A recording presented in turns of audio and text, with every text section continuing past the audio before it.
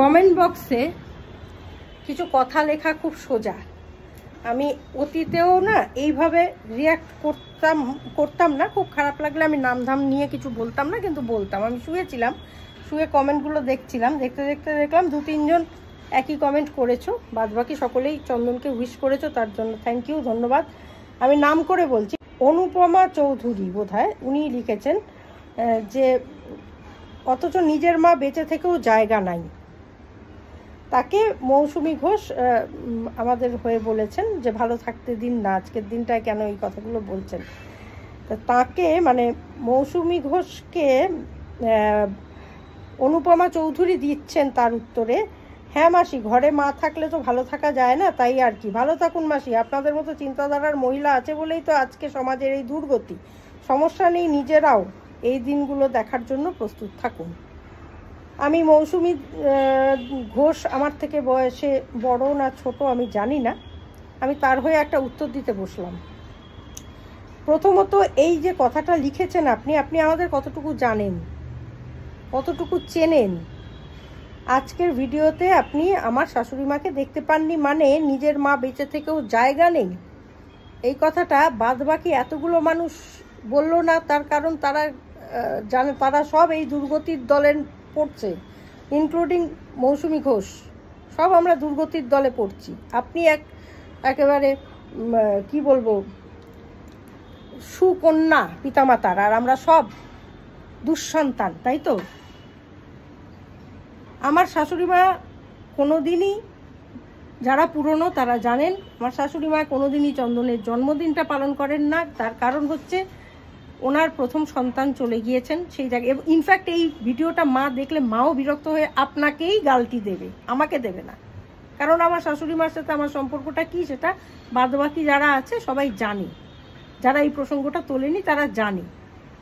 আর যারা জানেন না ভদ্রভাবে জিজ্ঞাসা করলে উত্তর দেওয়া যায়। এই ধরনের কটূক্তিগুলো কমেন্ট বক্সে এসে করা যে কত বড় মহাপাপ। আমি বলেছিলাম না যে মেন্টালি আমরা প্রতিনিয়ত ধর্ষিত হচ্ছি, সেইটাকে কে প্রতিবাদ করবে? কে প্রতিবাদ করবে সেটা? আপনারা দেখবেন, দেখে যা মন চাইবে তাই কমেন্ট করুন। আপনি কি একেবারে, আমার তো মনে হয় আপনাদের মধ্যেই ওই দুর্গতির কারণ লুকিয়ে আছে, জানেন তো? আমাদের মধ্যে নেই। একটা মানুষকে জানলাম না, চিনলাম না, কি বৃত্তান্ত জানি না তার জীবনযাত্রা সম্পর্কে। ভিডিওতে কয়েকটা জিনিস দেখে এটা আমার 2021 সাল থেকে একই অভিজ্ঞতা চলছে, আর তো নেওয়া যাচ্ছে না। সোশ্যাল মিডিয়া থেকে বেরিয়ে যেতেই পারি, অবশ্যই যেতে পারি। সময় আসলে বেরিয়ে ঠিক যাব, এখনো আমার সময় আসেনি। আর আমি বাজে কথা বলবার মানুষ নই যে আমার শখ করে আমি করি না, শখ করে করি না, আমি প্রয়োজনে করি। প্রয়োজন মিটে গেলে আমি সোশ্যাল মিডিয়া সত্যি বেরিয়ে যাব। বিরক্ত আমি আপনাদের ওপর। সব কিছুতে যারা ভিডিও করে তারা সবসময় খারাপ, আর যারা বাইরের থাকে তারা সবসময় একেবারে দুধে ধোয়া তুলসী পাতা থাকে, তার তো কোনো মানে নেই ভাই। আমরাও কারোর বাড়ি থেকে বড় হয়েছি, আমাদেরও বাবা মা আছে, আমাদেরও সংসার আছে। আপনারাই এক সাচ্চা লোক, আর যারা ভিডিও করছে, যারা কন্টেন্ট ক্রিয়েটার, তারা সব অসভ্য। এটা ভাববার কারণটা কি আমি তো বুঝতে পারি না।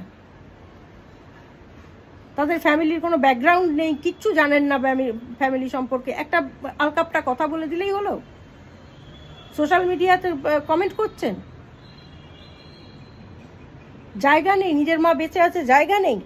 আমার বাড়িতে আমার শাশুড়ি মার জায়গা নেই। আপনাকে কে এই খবরটা দিয়েছে আমাকে তার নামটা বলবেন।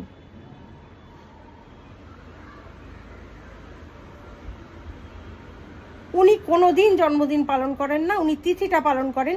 তারপরেও বাবা আমাদের আগামীকালকে নেমন্তন্ন করেছে, আমরা আগামীকালকে ওদের বাড়িতে যাব, গিয়ে ওখানে খাওয়া দাওয়া হবে। কি সমস্যা আপনার? অধিকাংশ সময় দেখি শাশুড়িকে এত যত্ন করছেন, নিজের মায়ের বেলায় যত্ন নেই। আপনি কতটুকু জানেন নিজের মায়ের বেলায় যত্ন আছে কি নেই? আর শাশুড়িকে যত্ন করা কি অপরাধ? সে কি কারণ মা না? সেও তো আমার মা, সেও তো আমার মা। একটা সংসার তো দুটো মানুষকে মিলে হয়, স্বামী স্ত্রী। স্বামীর মাকে যত্ন করতে পারি, আর মেয়ের মা বলে তাকে আমি যত্ন করতে পারি না, সেটা অপরাধ? এই সমস্ত মনস্কতা নিয়ে আপনি সংস্কার করতে এসছেন, সমাজ সংস্কার করবেন?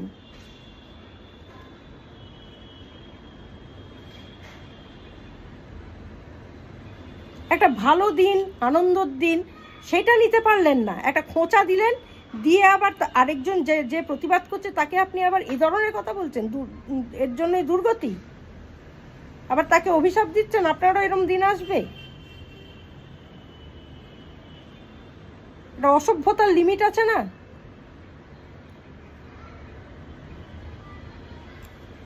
আমি আপনাকে বলছি আপনি ভালো থাকবেন, মৌসুমী ঘোষ সহ আমরা সবাই খারাপ থাকি, আপনি ভালো থাকুন, এটা যেন ঈশ্বর আপনাকে ভালো রাখে।